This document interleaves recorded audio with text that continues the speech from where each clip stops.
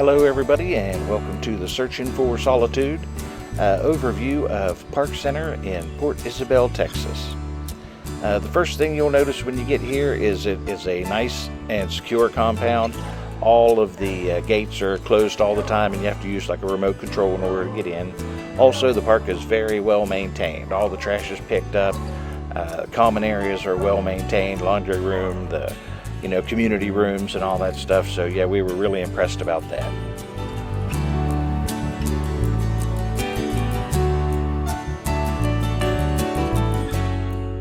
All of the streets were paved and they were all in good condition. A lot of folks ride bikes and walk and all that, so there really wasn't any trip hazards to note. The spaces were a little tight in some areas for the RVs, but I guess it's kind of what you expect in this area. Let's get into the nuts and bolts of Park Center in Port Isabel, Texas.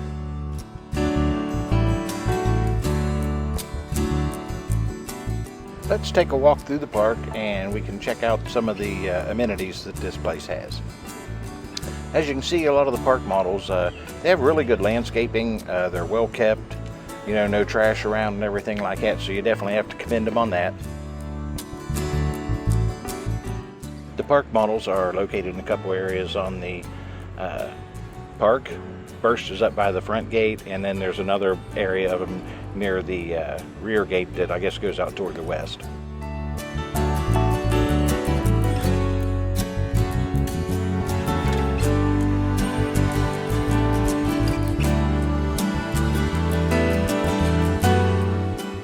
Moving on to the areas where the RVs pull in, you can see that some of the spots do have a pretty good bit of room between them, but then there's other streets that aren't quite as roomy. I guess it's like that with all campgrounds. Probably a good idea to scout it out and see what's available, or a lot of times on Google Earth you can bring in close enough to see kind of where spots are and if there's somewhere where you'd like.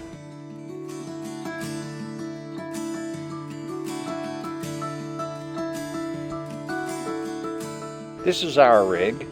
We got a nice spot on the corner. Really made it feel big and open. Had a lot of people walking by that we talked to. The hookups were just about standard, I guess.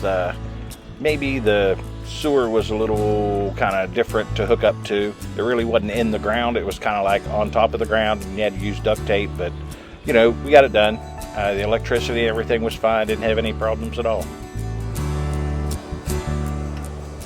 The laundry room is always kept nice and clean.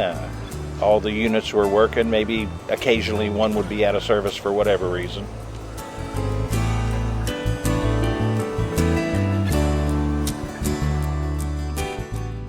The pool hall was well utilized. It was pretty nice. The tables were all nice and level, it seemed, and people enjoyed playing on them.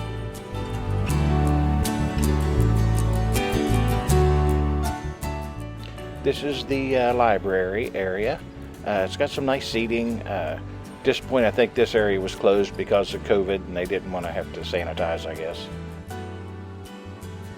Had a nice bulletin board and upcoming events calendar located in the common areas. They maintain a pretty nice bingo facility, and I guess common area for people to meet.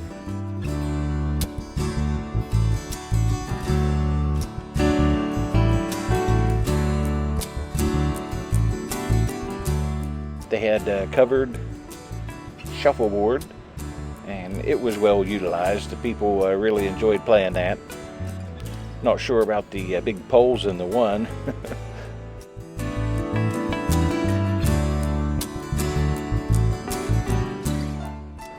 The wash area was really nice, being able to get the salt and sand off your vehicle when you got back.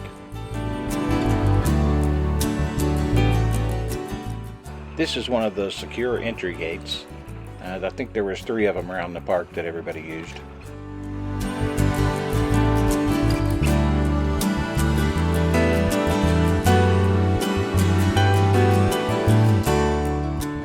This is an area for vehicles with their boat trailers to park after going into the boat dock area.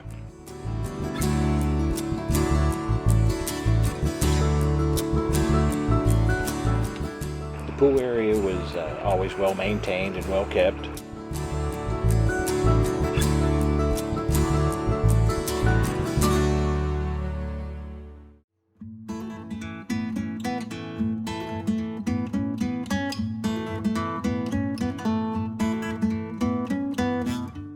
Really like the kayak launches. For novices like us, it made it super easy getting in and out.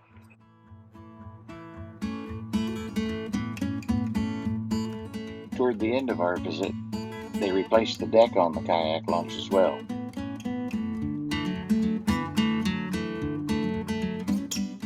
There was plenty of great fishing areas on the east side, next to one of the main waterways.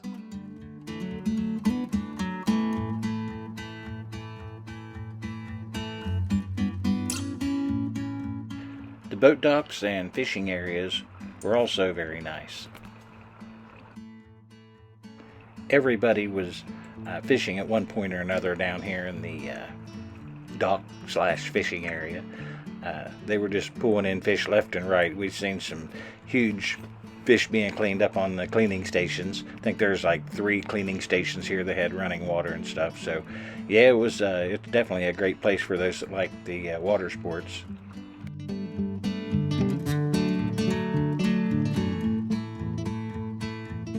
They had a lot of RV sites that were right on the inlet here down by the docks.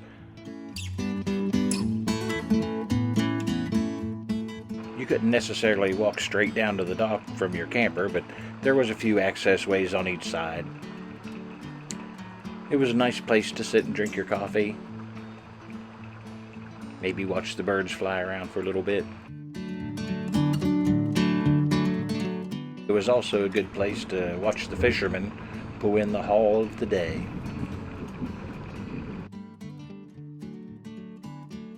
Under the docks at night, they had some lights that shone on the fish, and it was kind of cool going down there. But here you can see most of the fish that you're seeing here is probably 18 to 22 inches, something like that. So yeah, there was a considerable amount of fish in this area.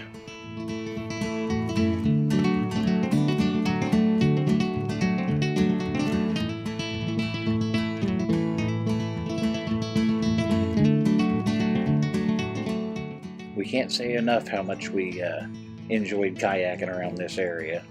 All the channels and inlets, you could go explore different places, and we really had fun with that.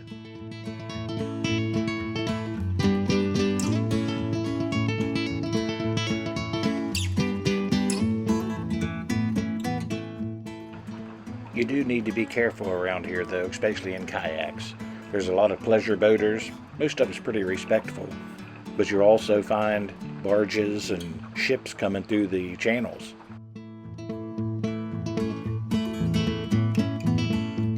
As you can see in this video, there are plenty of directions to go once you get your kayak out on the water.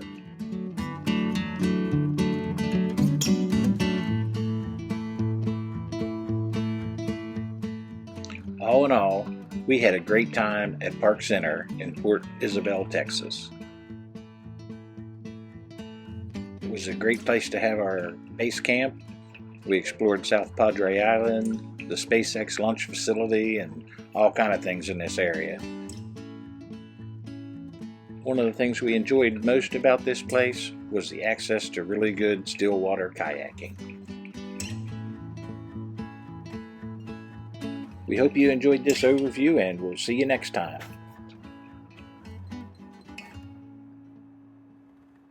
If you'd like to see more videos like this, please subscribe to our YouTube channel or visit us online for our travel blog at Searching for Solitude.